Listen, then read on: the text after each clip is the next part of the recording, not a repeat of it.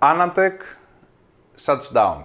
It's very, very sad for me to see one of the oldest and biggest IT sites shutting down, but I believe that this was unavoidable for several reasons. First of all, YouTube, TikTok, all the money the last few years go there. Go to the creators on YouTube, on TikTok. People, unfortunately, got lazy. They don't want to read stuff. They hate reading stuff. I see my son. He always watches videos when he doesn't even look at outside. This is the new generation, guys, of course, and some of the older generation as well. So the problem is that people want to see video because through video you can also include entertainment and it is more digestible, if you get my meaning. Also, people don't want heavily analytic articles anymore. Who can understand them? When I write some stuff, I removed many stuff from my PSU reviews the last years. Nobody was reading that stuff anyway. Nobody. It was just a waste of time for me to put all this information in a PSU review, in a PSU article, for nobody to see. So, sites like Anandtech, who was well known for its analytic reviews, in-depth reviews, it was no more going with the current times. The current times want easy stuff, not easy reading, easy watching, entertainment. Still, I believe that from the moment not anybody can do analytic and in-depth reviews, when the time comes, these reviews, this kind of work is what saves the day. When there is a major issue, problem in the industry, these kind of guys are the ones that save the day. These guys provide the feedback to all other YouTubers or reviewers to have a solid base to do their work as well. So we do need these guys, but the problem is that everything is very expensive nowadays. Big sites cannot pay full-time workers, editors. Imagine that living, for example, in the US, in New York, you need at least, I don't know, $5,000–$6,000 to survive there.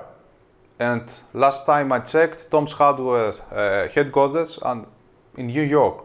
So imagine having 5 or 6 employees there and 10 freelancers. So you need to make at least $20–$30,000 per month. At least. In future, also, the company behind Anandtech and Tom's Hardware also wants a profit, right? They have shareholders, they want a profit. So it is very difficult to gather all this amount of money and also to keep the site running and also have a profit out of that. From the moment, most brands now want to advertise on YouTube.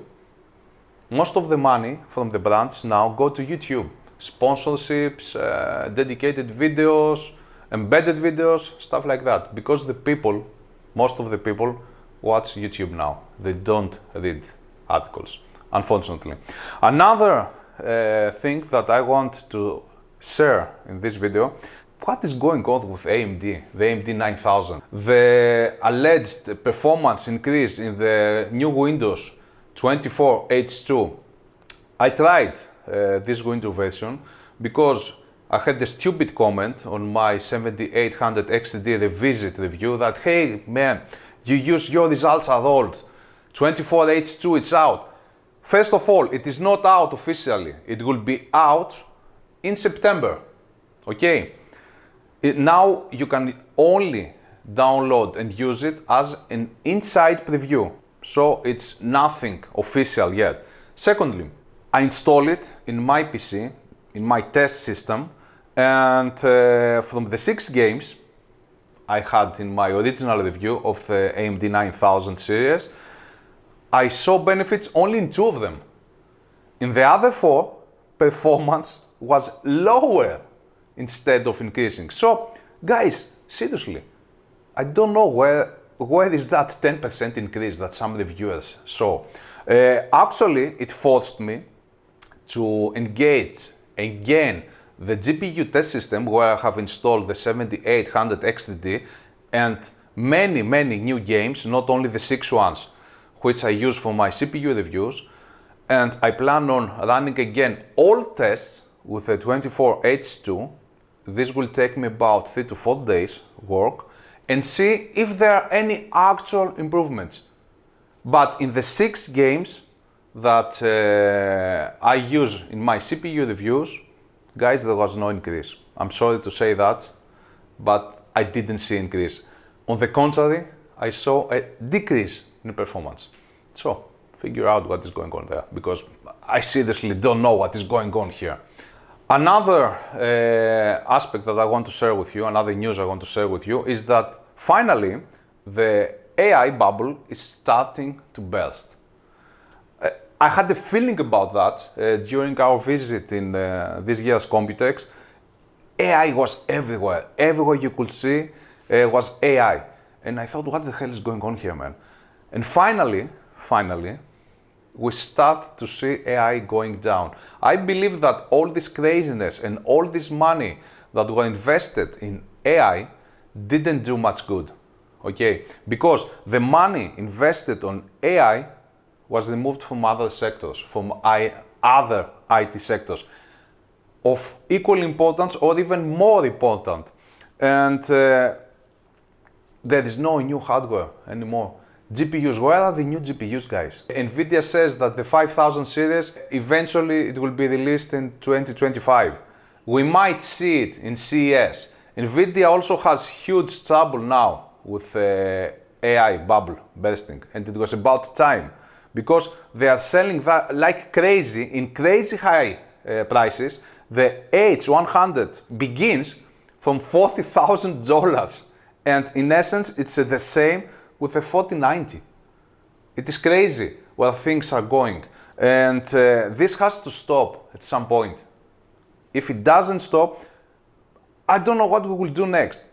We are expecting new processors from AMD. Where is the performance gap from the previous generation?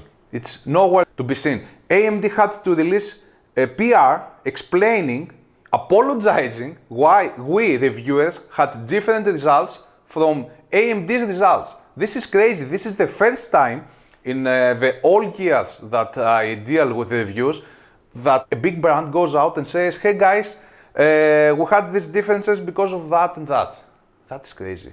I don't know how long this will continue, but if we don't see new hardware coming out, if we don't see new, unique, innovative games come out, then the IT industry will continue its downflow. And it's a pity, it's a shame, guys. That's all.